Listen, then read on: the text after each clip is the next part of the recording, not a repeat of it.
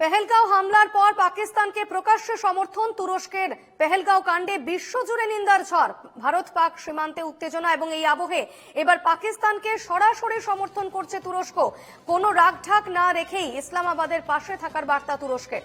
এ নিয়েও আমরা কথা বলে নেব, রয়েছেন প্রতিনিধি বাসব রায়। বাসব, এবার ইসলামাবাদের পাশে দাঁড়িয়েছে তুরস্ক। তুরস্ক অ্যাকচুয়ালি শুধু তুরস্ক না, তুরস্ক তো বটেই, এবং তুরস্কের সঙ্গে যোগ দিয়েছে মালয়েশিয়া। তার মানে হচ্ছে পাকিস্তান, তুরস্ক, মালয়েশিয়া, এই একটা অক্ষ নতুন তৈরি হচ্ছে। ভারত অবশ্যই নজর রাখছে। গতকাল আমরা দেখেছি বিভিন্ন ছবি যা ভেসে এসেছে, যা আমরা পেয়েছি, তাতে তুরস্কের একটা রণপথ পাকিস্তানের বন্দরে গিয়ে পৌঁছেছে।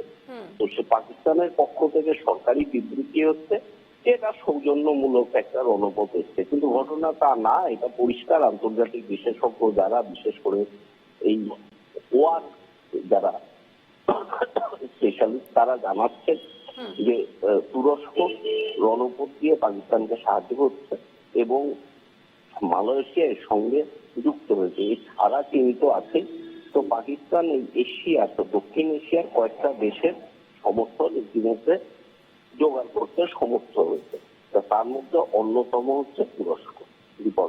বেশ, অবশ্যই এদিকে নজর থাকবে। ধন্যবাদ বাসব।